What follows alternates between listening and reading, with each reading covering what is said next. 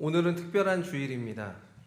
10월 마지막 주는 종교개혁 주일로 드려집니다. 마틴 루터가 비텐베르크 성당에 95개조 반박문을 붙이면서 오직 말씀, 오직 믿음, 오직 은혜라고 하는 그런 깃발을 가지고 개혁을 벌인 날입니다. 이것으로 인해 가지고 칼빈, 그다음에 쯔빙글린, 존 낙스 같은 수많은 개혁자들이 통해서 개혁이 일어났습니다. 하나님 앞에서 바로 서려고 하는 신앙의 고백들이 있었죠.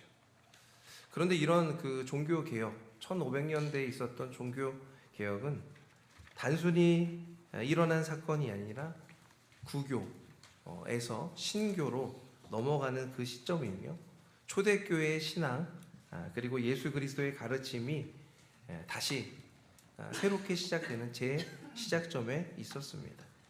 그래서 오늘 말씀이 참 그런 부분에서 중요한 부분이 되지 않을까라는 생각을 가집니다. 오늘 설교 제목이 이런데요. 우리 같이 한번 읽어볼까요? 여호와께 돌아오라. 한 번 더요. 여호와께 돌아오라. 우리 옆에 계신 분들이랑 인사하겠습니다. 시작. 네, 할렐루야. 여호와께 돌아옴으로 믿음이 또 신앙이 다시 한번 일어나는 시간이 되기를 축복합니다. 솔로몬 이후에 남유다와 북이스라엘로 갈라진 이스라엘은 잘 사는 것처럼 보였지만 BC 722년에 북이스라엘이 멸망하고 맙니다.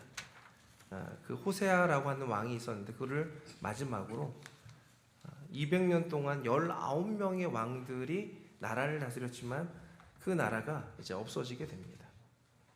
그럼에도 불구하고 남유다는 100여 년간을 더 지속하게 되는데 이때 그 역할을 지속하게 되는 역할을 잘 감당하게 하는 왕이 있었습니다.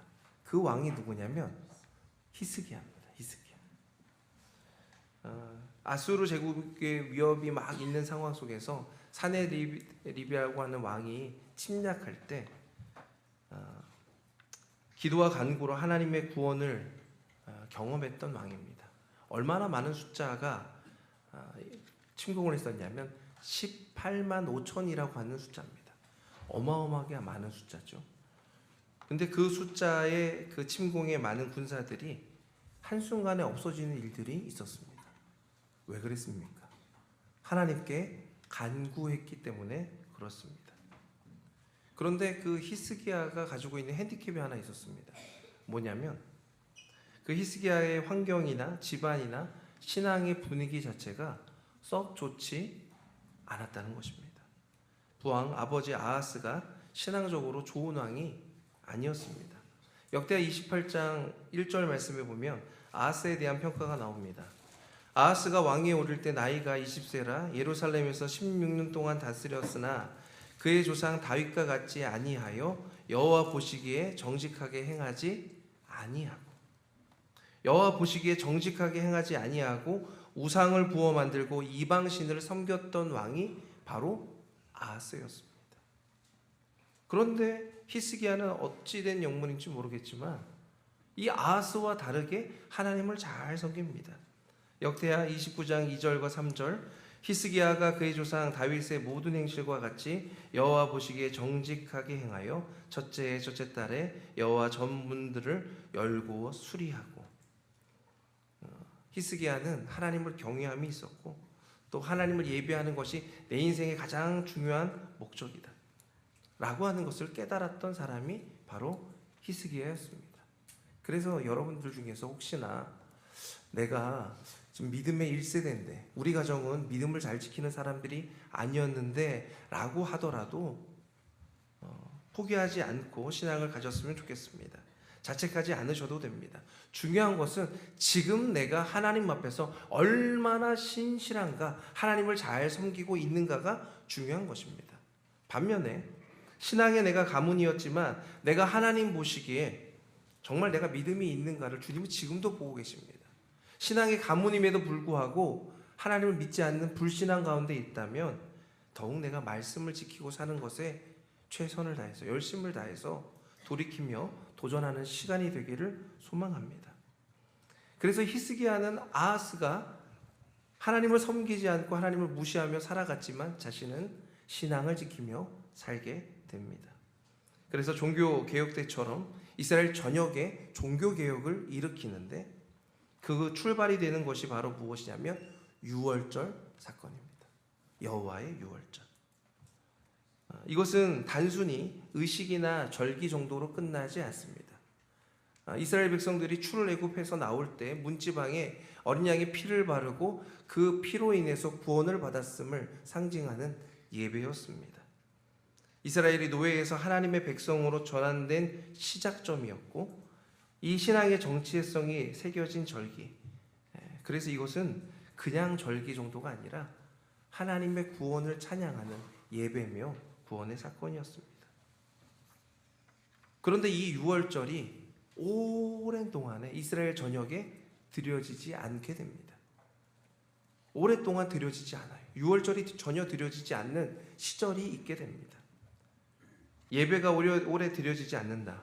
구원의 감격을 소멸했다는 것이며 잊었다는 것, 필요 없다는 것은 하나님의 은혜와 구원의 감격에 소홀히 하는 시대가 되었다는 것을 의미합니다.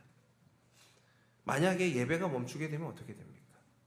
예배가 드려지지 않게 되면 어떻게 됩니까? 하나님을 경배함이, 존중함이, 경외함이 사라지며 하나님의 역사가 멈추게 되는 것이에요. 과연 예배 없이도 신앙이 유지될까요? 그럴 수 없습니다. 구원의 감격 없이 믿음이 유지됩니까? 그렇지 못합니다. 나를 구원해 주신 하나님의 사랑을 놀랍도록 깨달을 때 우리는 신앙의 감격이 회복이 있게 되는 것입니다. 그래서 제가 이번에 임지 교육하면서도 많은 부분을 강조를 했지만 무엇보다 우리 직분자들이, 안수 집사님들이 하나님을 믿는 그 믿음이 온전해지기를, 특별히 그 열망이 강렬해지기를 소망하는 마음으로 훈련을 진행했습니다. 그 감격이 되살아나고 계십니까? 네. 아멘이 좀 작으신 것 같기도 하고요. 네. 그래서 그 시간들을 통해서 십자가를 붙들며 살아가는 그런 모범이 되기를 소망합니다. 우리도 또한 돌아봐야 되죠. 우리의 신앙의 상태는 어떠한가? 예배를 드리지만 새로운 결단이 매 순간 있습니까? 예배당에 앉아 있지만 진정한 자유와 해방을 경험하며 예배를 드립니까? 감사의 기도와 찬양을 부르지만 그 십자가의 심장이 내 심장에서 뛰고 있습니까? 만약에 형식만 남았고 감격이 사라졌다면 우리는 이 시간 하나님의 말씀에, 하나님의 음성에 귀 기울여 봐야 할 것입니다.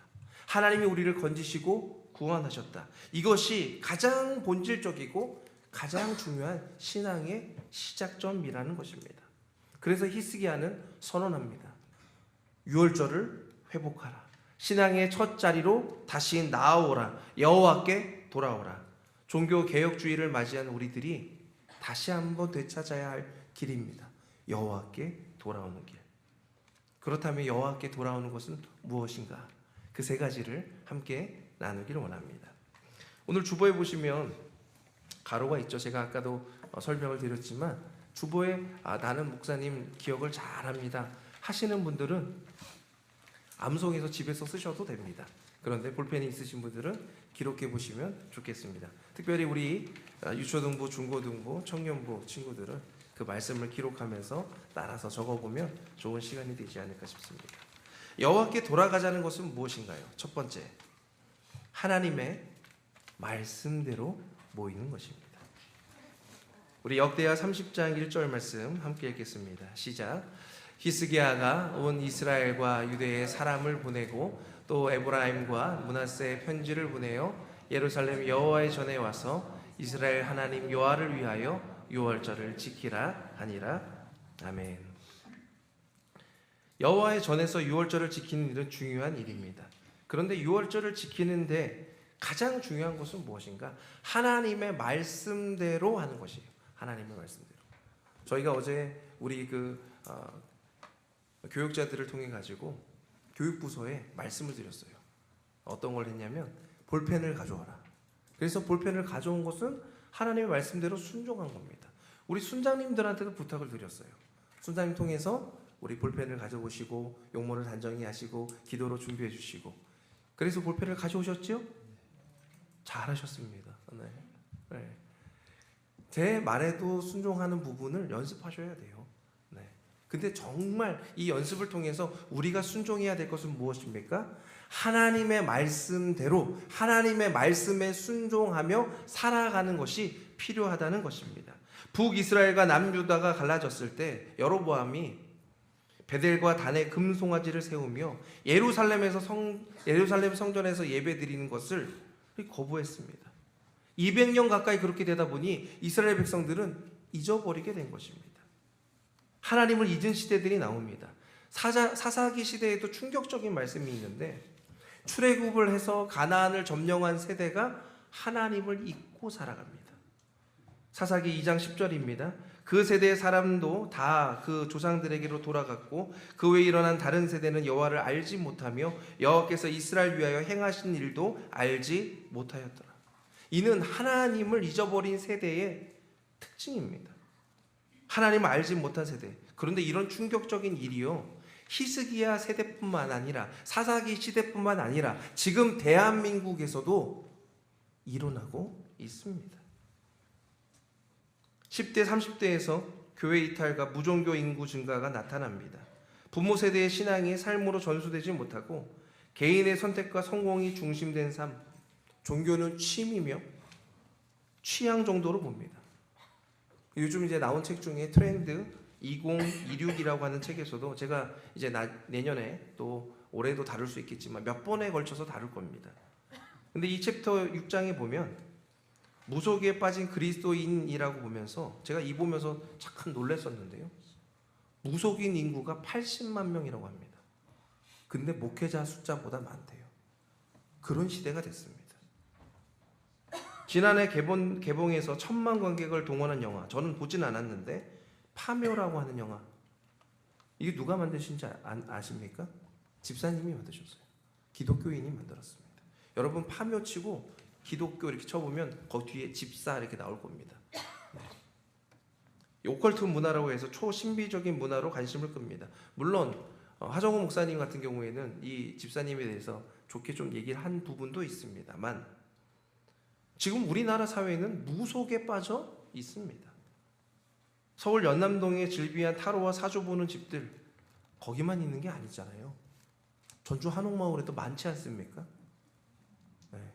제가 저번에도 한번 말씀드렸죠. 한옥마을 갈 때마다 저보고 사주 보라고 타로 보라고 제가 외치고 싶어요. 거기서 저 소망교회 목사인데요. 네, 그래야 될까요? 이 무속은 단순한 미신적인 의미를 넘어서 심리적인 치유와 안정감을 요즘 한국 사회에 주고 있다고 합니다. 거기다가 엔터테인먼트의 요소로 다가가고 있는 모습들. 하나님을 잊은 사회가, 하나님을 잊은 시대가 도래하고 있다는 사실입니다. 이스라엘도 이런 세대, 하나님을 알지 못하는 세대를 경험하고 있었다는 것입니다. 하나님 말씀이 무엇이라고 말씀하고 있는지를 전혀 관심 없이 무관심한 채 하나님 말씀이 들리든 안 들리든 상관없이 살아가는 시대. 그 말씀이 고리타분한 이야기처럼 생각되는 시대.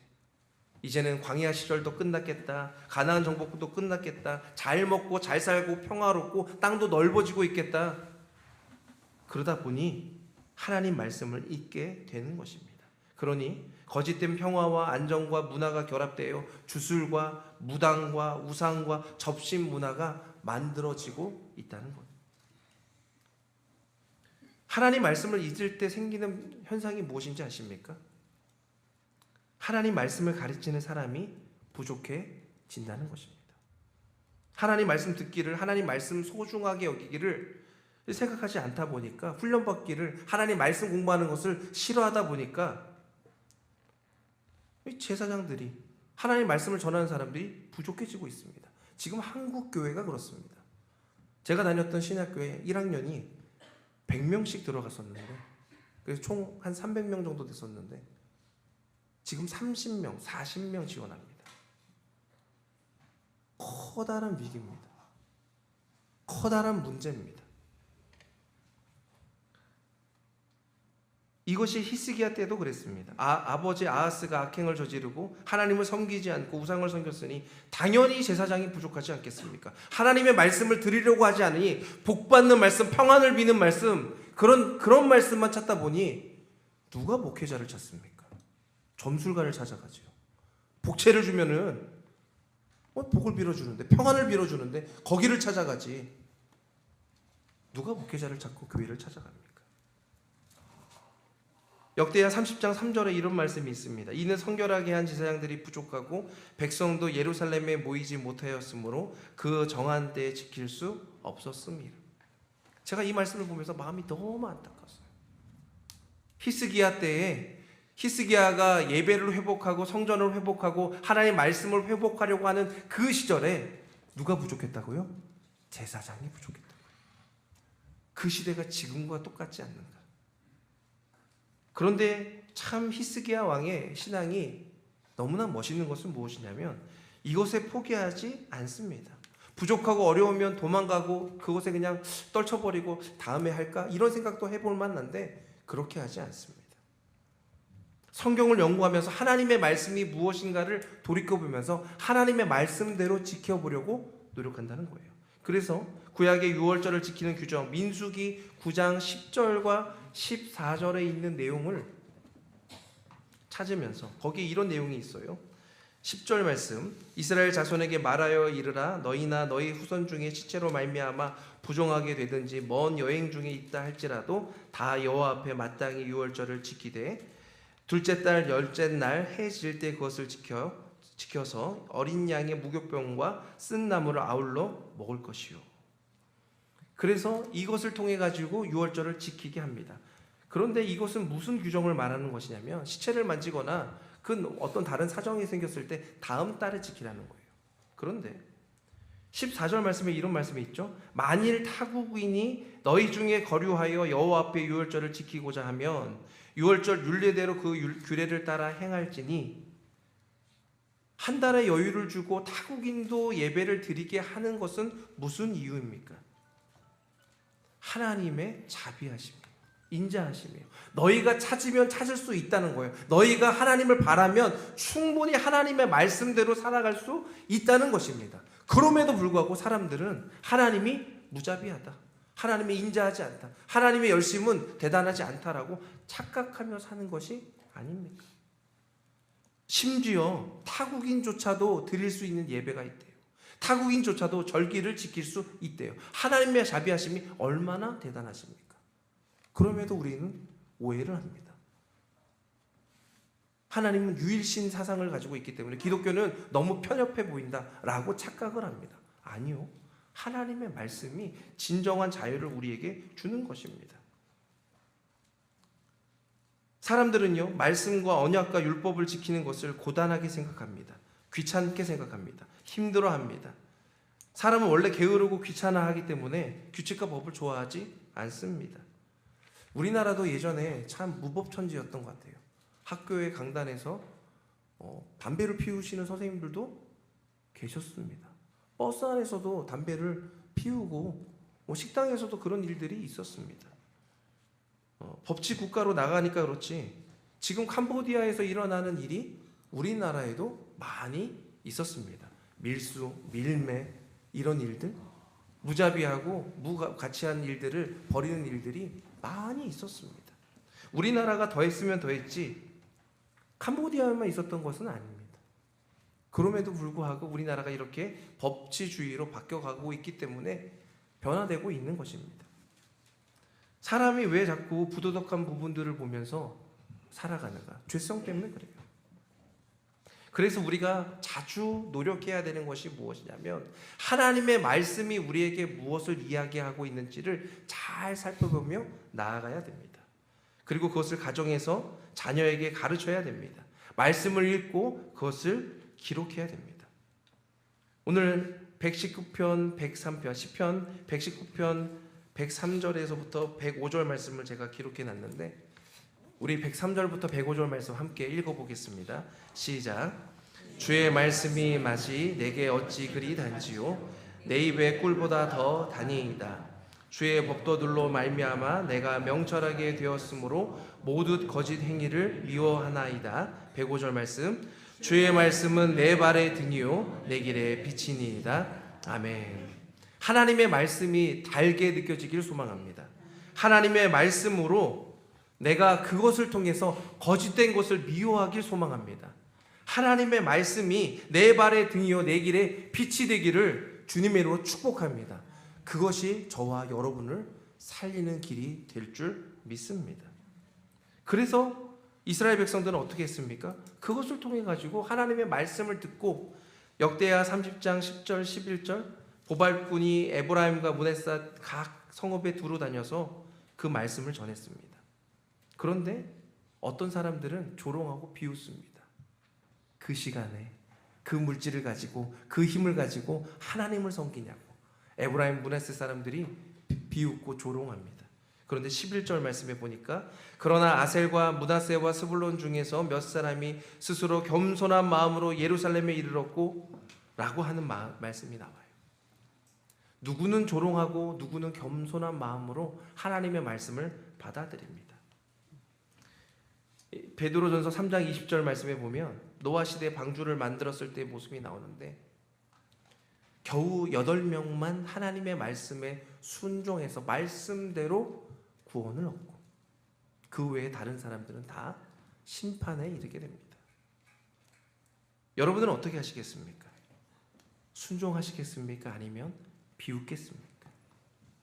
겸손하겠습니까? 아니면 자신의 교만과 자신의 자랑을 가지고 자신의 힘을 가지고 세상의 힘을 의지하며 살아가겠습니까? 하나님의 말씀이 나를 살리며 나를 회복시킨다는 사실을 알고 하나님의 말씀대로 살기를 다짐하는 우리들이 되었으면 좋겠습니다. 두 번째는 유월절을 지키면서 여호와께 돌아오는 자들의 큰 변화는 무엇인가? 우상을 제거하고 던졌다는 것입니다. 14절 말씀에 보니까 무리가 일어나 예루살렘에 있는 제단과 향단들을 모두 제거하여 기드론 시내에 던졌다라고 되어 있습니다. 하나님을 예배하는 자들의 마음에 미혹되는 것들을 다 부숴버린 것입니다. 내가 하나님보다 더 사랑하는 것이 있는가? 우상은 과연 무엇인가? 라고 하는 것을 제가 여기 주보에 기록해 놨는데 여러분 한번 보십시오. 그것 때문에 하나님과 멀어지는가? 예배와 기도와 말씀 묵상이 줄어든다면 우상이 징후예요. 두 번째, 그것을 위해 하나님의 뜻을 어기고 있는가? 주일 성수, 예배, 삶의 거룩, 정직, 순종보다 그것을 우선시한다면 위험해지는 것입니다. 세 번째, 그것 때문에 하나님께 무관심하거나 원망하는가? 신앙이 매너리즘에 빠지고 하나님을 불편하게 느꼈다면 우상이 자리 잡은 것입니다.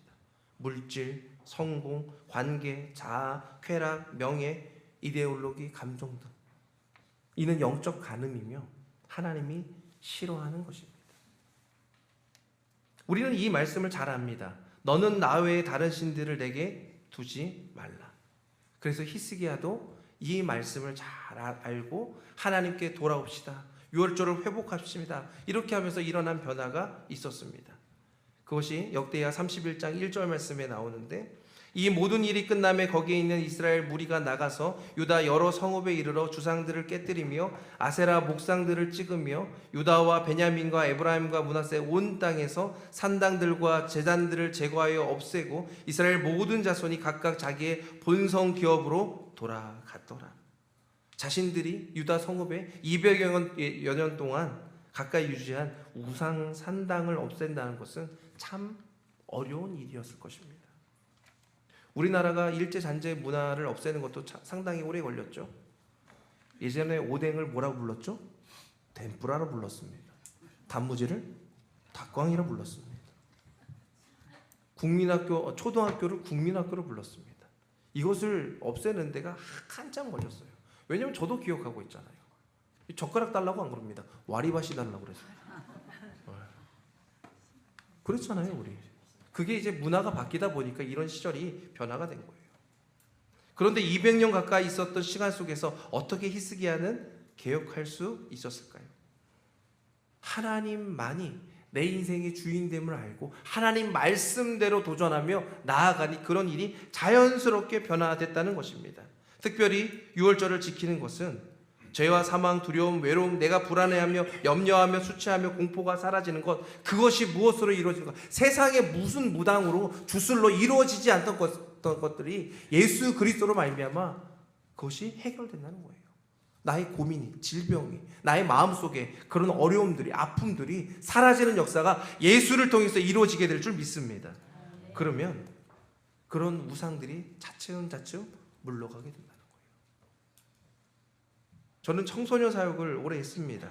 제가 그러면서 이 우상에 대해서 항상 설교할 때마다 아이돌 이름을 불렀어요. 그러면 애들이 상당히 싫어합니다. 예전에는 H.O.T, 핑클, 잭스키스가 있었고요.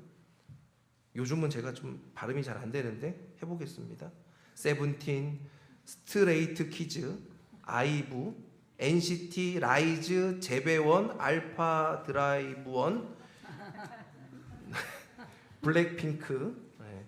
핑크가 블랙이네요, 그죠? 네. 엠믹스, 네. 문화가 주는 의미가 있죠. 노래가 좋으면 들을 수 있습니다. 그런데 그 아이돌이 우상이 되면 안 됩니다. 이는 젊은 세대에게만 이야기하는 것은 아닙니다. 여러분도 우상이 있으시죠? 드라마, 영화, 쇼츠, 취미, 골프, 모임, 매일 하는 운동이 우선순위가 무엇인지를 잘 아셔야 됩니다. 그것이 예배보다 하나님을 섬기는 것보다 먼저가 있다 보면 그것이 우상인 것입니다. 내가 무엇을 더 가까이 하는가? 내가 무엇에 시간과 물질을 들이는가? 잘 생각해 봅시다. 사람의 가치와 마음과 관심을 갖는 것 너무 좋지요. 그런 문화를 즐기는 것 너무 귀한 일입니다. 하지만 그것이 내 삶의 중심에 있다면 여러분 그 우상을 제거하시길 바랍니다. 그런데 주의할 점이 하나 있어요. 오늘 설교를 듣고 목사님이 우상을 제거하라고 했단다. 그래가지고 우리 자녀 있는 방에 가서 아이돌 사진을 다 띄워버리고 음반을 다 버리고 그러면 난리가 납니다. 막 TV 찍어버리고 핸드폰 버리고 그러시면 돼요, 안 돼요? 그러시지 않을 거라 알고 있지만 그러시면 안 돼요. 왜냐하면 오늘 말씀해 보십시오. 역대하 31장 1절 말씀에 보면 이 모든 일이 끝남에 거기에 있는 이스라엘 무리가 나가서 유다 여러 성읍에 이르러 주상들을 깨뜨리며 아세라 목상들을 찍으며 라고 나옵니다. 히스기야가 깨뜨린 게 아니에요. 그 백성들이 자발적으로 자연스럽게 깨뜨리게 된 것이라는 거예요. 그러면 우리는 어떻게 기다려야 됩니까? 그들이 자연스럽게 그 우상들을 깨뜨릴 수 있도록 기다려야 한다는 것입니다. 제단과 향단 우상이 되는 그것을 우리가 손으로 버리는 것이 아니라 그것을 버릴 수 있도록 기도하고 돕는 것입니다. 우리들에게는 각자의 아이돌이 있죠. 우상들이 있죠. 하나님보다 더 사랑하는 것, 의식하는 것, 두려워하는 것. 성공이 하나님이고 자녀가 하나님이고 감정이 하나님이 되고 세상의 기준이 하나님이 되어버린 것들. 저와 여러분에게 어떤 우상들이 자리 잡고 있습니까? 내가 하나님보다 더 두려워하는 것은 과연 무엇입니까? 여호와께 돌아오면 그 유월절의 피로 예수 그리스도의 사랑을 경험하면 그 사랑이 나를 붙들면 다른 것은 다 작아지게 됩니다. 줄어지게 됩니다. 없어지게 됩니다. 희한한 장신구들은 다 띄워지게 됩니다. 오늘날은 이것들의 싸움이에요. 누가 왕인가? 세상이 왕인가? 물질이 왕인가? 세상의 문화가 왕인가? 아니면 하나님이 왕이신가? 내가 주인인가? 아니면 하나님이 주인이신가? 세상의 힘과 명예와 자랑과 안목보다 하나님의 사랑과 은혜가 가득하여 주의 성령으로 채워지는 삶이 되기를 주님으로 축원드립니다. 그러면 우상들은 자연스럽게 없어지게 됩니다. 마지막으로 여호와께 돌아온다는 것, 유월절이 회복하면 어떤 일이 일어납니까? 문제 앞에 기도하게 됩니다. 제가 괄호에 미리 답을 쓰기 전에 한번 보았어요. 문제 앞에 나는 어떻게 하든가. 물론 목회자이기 때문에 모범을 보여야 되기 때문에 기도하겠지요. 그런데 때로는요, 저도 모르게 문제 앞에 고민하게 되더라고요. 걱정하게 되더라고요. 주저앉게 되더라고요. 울게 되더라고요. 그런데 신앙의 사람들은 히스기야는 이 문제 앞에 무엇을 했습니까? 기도했습니다. 히스기야 왕 때 문제가 있었습니다. 역대하 30장 17절 18절 말씀에 보니까 회중 가운데 많은 사람들이 자신들을 성결하게 하지 못하였으므로 레위 사람들이 모든 부종한 사람들을 위하여 유월절 왕을 잡아 그들로 여호와 앞에 성결하게 하였으니 18절 말씀 에브라임과 므낫셋과 이사갈과 스불론의 많은 무리는 자기들을 깨끗하게 하지 아니하고 유월절 양을 먹어 기록한 규례를 어긴지라. 그때 어떻게 합니까? 우리 같이 읽겠습니다. 시작. 히스기야가 그들을 위하여 기도하여 이르되 선하신 여호와여 사하옵소서. 아멘. 문제가 생길 때 대응하는 방법들이 있어요. 어떤 분들은 그냥 괜찮아 그러고 넘어갑니다. 어떤 분들은 너무 예민하게 생각해서 그건 네 탓이야, 누구 탓이야, 남 탓이야, 그 탓을 찾아갑니다. 그런데 히스기야는 어떻게 합니까? 하나님께 구합니다. 역대하 30장 19절 20절 말씀에 이렇게 나옵니다. 결심하고 하나님 곧 그의 조상들의 하나님 여호와를 구하는 사람들은 누구든지 비록 성소의 결례대로 스스로 깨끗하게 못하였을지라도 사옵소서 하였더니 여호와께서 히스기야의 기도를 들으시고 백성들을 어떻게 하셨다고요? 고치십니다. 저는요, 이 히스기야의 기도가 당연한 것처럼 느껴지지 않았습니다. 특별함이 느껴졌어요. 기도는요, 왕도 할 수 있고 성도도 할 수 있고 모든 백성이 할 수 있지만 원래는 누가 해야 되는 거예요? 제사장이, 레위인이 하는 것입니다. 그런데 누가 하고 있습니까? 히스기야가, 왕이 하고 있다는 것입니다. 왕이지만 그가 모범을 보이는 것입니다. 하나님을 의지하는 사람들은 무엇을 합니까? 기도합니다. 문제 앞에 기도하는 것입니다. 그래서 나라를 위해 중보하며 민족을 위해 중보하며 백성들을 고쳐 주시옵소서라고 기도했다는 것입니다. 많은 사람들이 착각합니다. 지적하고 잘못을 인식하면 그 잘못으로부터 무엇인가를 해결함 받을 수 있다. 아니요, 그렇지 않습니다. 그 문제를 해결하는 것은요, 하나님께 간구하며 기도할 때 그 문제는 해결되는 것입니다. 그는 아수르가 쳐들어왔을 때도 기도했습니다. 그 후에 히스기야가 죽을 병에 걸립니다. 죽을 병에 걸렸을 때 그가 무엇을 합니까? 기도합니다. 기도한 뒤에 15년이라고 하는 시간을 하나님이 생명 연장을 해 주십니다.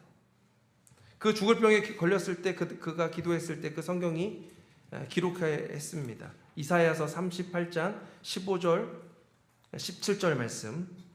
주께서 내게 말씀하시고 또 친히 이루셨사오니 내가 무슨 말씀을 하오리까? 내 영혼의 고통으로 말미암아 내가 종신토록 방황하리이다. 16절 말씀 함께 읽겠습니다. 주여, 사람이 사는 것이 이에 있고 내 심령의 생명도 온전히 거기에 있사오니 원하건대 나를 치료하시며 나를 살려 주옵소서. 이렇게 말씀하니 보옵소서. 그러면서 나의 죄를 주의 등 뒤에 던지셨나이다라고 그렇게 고백하니까 결국 히스기야는 고침을 받게 돼요. 기도에는 능력이 있습니다. 명상하는 것, 생각하는 것, 사고하는 것과 다른 것이 바로 기도입니다. 전능하신 하나님을 의지하는 것이며 지금도 역사하시며 만유에 가득하신 하나님을 의지하는 것이 바로 기도입니다. 문제가 있으십니까? 어려움이 있습니까? 앞에 닥친 고난이 있습니까? 저는 오늘도 많이 기도했어요. 특히 오늘 이 순서 있는 부분들 통해서 기도했어요. 오늘 순서가 많잖아요. 목사님 축복도 있었죠. 그러면 안 되는데 오늘 세 가족이 오면 너무 순서가 많아지지 않을까? 그런데 두 분이나 계셔서 얼마나 감사한지요. 네. 이 두 분인데 두 분이 아니에요. 이 가족까지 보니까 4명이에요. 네. 거기다가 간증도 있었죠. 이 순서마다 이걸 어떻게 해야 되나? 제가 고민이 하나 있습니다. 우리 온 세대 예배를 드릴 때 우리 친구들이 얼마나 집중할 수 있을지를 고민합니다. 저번에도 실험도 해봤는데 그것도 안 통하더라고요. 그래서 고민하면서 기도한 게 여기다가 적어보자. 적으셨어요? 우리 친구들? 감사해요. 네. 안 되면 뭐라도 제가 할 겁니다. 어떻게든 우리 다음 세대가, 우리 세대들이 하나님을 경배하는, 하나님을 예배하는 일로 가도록 만들어 갈 겁니다. 근데 제 힘으로는, 제 능력으로는 도저히 안 된다는 걸 느낍니다. 지금 제가 설교하는 이 시간도 마찬가지예요. 하나님께 기도하며 하나님을 의지하며 나아갑니다. 그러면 반드시 문제는 주님께서 풀어주실 줄 믿습니다. 여러분이 하나님을 경험하고 싶다면, 문제를, 나의 고통을 하나님으로부터 치료받고 싶다면 지금 주님 앞에 무릎 꿇고 기도합시다. 그러면 주님이 반드시 응답하여 주실 줄 믿습니다. 사랑하는 소망교회 성도 여러분, 이 세 가지 변화가 무엇으로 이루어진 것입니까? 하나님의 말씀대로 모이는 것, 우상을 제거하고 던져버리는 것, 그리고 문제 앞에 기도하는 것, 다 여호와께 돌아옴으로 이루어진 것입니다. 6월절은 우리는 매주 드리고 있습니다. 예수 그리스도의 피, 예수님을 의지하는 것 매주 드리고 있어요. 여호와께 돌아오는 것 진심으로, 진정한 마음으로 주님 앞에 나의 삶과 나의 신앙과 나의 가족과 나의 문제를 주님 앞에 맡기며 살아가는 시간이 되기를 소망합니다. 이 말씀을 읽고 설교를 마치기를 원하는데요, 우리 역대하 30장 8절과 9절 말씀입니다. 제가 8절을 읽으면 여러분이 9절을 읽고 한 번 더 읽을 건데, 두 번째 읽을 때는 여러분이 8절을 읽고 제가 9절을 읽도록 하겠습니다. 제가 먼저 읽겠습니다. 그런즉 너희 조상들 같이 목을 곧게 하지 말고 여호와께 돌아와 영원히 거룩하게 하신 전에 들어가서 너희 하나님 여호와를 섬겨 그의 진노가 너희에게서 떠나게 하라. 너희 형제들과 너희 자녀가 사로잡은 자들에게서 자비를 입어 다시 이 땅으로 돌아오리라. 너희 하나님 여호와는 은혜로우시고 자비하신지라. 너희가 그에게 돌아오면 그의 얼굴을 너희에게서 돌이키지 아니하시리라 하였더라. 아멘. 여러분이 8절 먼저 읽으십시오. 시작. 그런즉 목을 곧게 하지 말고 여호와께 돌아와 영원히 거룩하게 하신 전에 들어가서 너희 하나님 여호와를 섬겨 그의 진노가 너희가 만일 여호와께 돌아오면 너희 형제들과 너희 자녀가 사로잡은 자들에게서 자비를 입어 다시 이 땅으로 돌아오리라. 너희 하나님 여호와는 은혜로우시고 자비하신지라. 너희가 그에게로 돌아오면 그의 얼굴을 너희에게서 돌이키지 아니하시리라 하였더라. 할렐루야. 여호와께 돌아와 진노가 떠나가는 역사가, 아픔과 상실이 떠나가는 역사가, 고통과 질병이 떠나가는 역사가 이 자리에 가득하기를 소망합니다. 하나님의 말씀을 의지하며 하나님께 기도하며, 그래서 나의 우상들을 떨쳐버리면 하나님의 은혜가 놀랍도록 임하게 될 줄 믿습니다. 진정한 종교적 개혁은 여호와께 돌아오는 것입니다. 기도하겠습니다. 전능하신 아버지 하나님, 온 세대 예배로 모든 가족들이 모여서, 모든 지체들이 모여서 주님을 열망하며 하나님의 말씀을 함께 살펴보며 나눴습니다. 이 말씀이 이 자리에 참여한 모든 성도들에게 심겨지는 시간 되게 하여 주시옵소서. 하나님의 말씀으로 도전하게 하여 주옵시고, 말씀대로 순종하게 하여 주시옵시고, 나의 생각과 나의 감정과 나의 뜻대로 살아가는 것이 아니라 하나님의 말씀과 뜻대로 살기를 다짐하며 순종하는 시간 될 수 있도록 축복하여 주시옵소서. 내가 가진 우상들을 이 자리에 내어 버리기를 원합니다. 나의 감정을, 나의 생각을, 내가 쥐고 있던 모든 것들을 주님 앞에 내려놓고 주님께 맡기오니 이것이 나의 우상이 되지 않도록 주님 함께하여 주옵소서. 또한 문제가 있고 어려움이 있는 지체들 주님의 손으로 안수하여 주시사 깨끗이 낫게 하여 주시옵시고, 그들의 수술이, 그들의 모든 어려움들이 하나님의 능력으로 치유함을 얻는 시간 될 수 있도록 역사하여 주시옵소서. 주님께서 고치시며 회복시켜 주실 줄 믿사오며 우리를 사랑하시는 예수 그리스도의 이름으로 간절히 기도드리옵나이다. 아멘.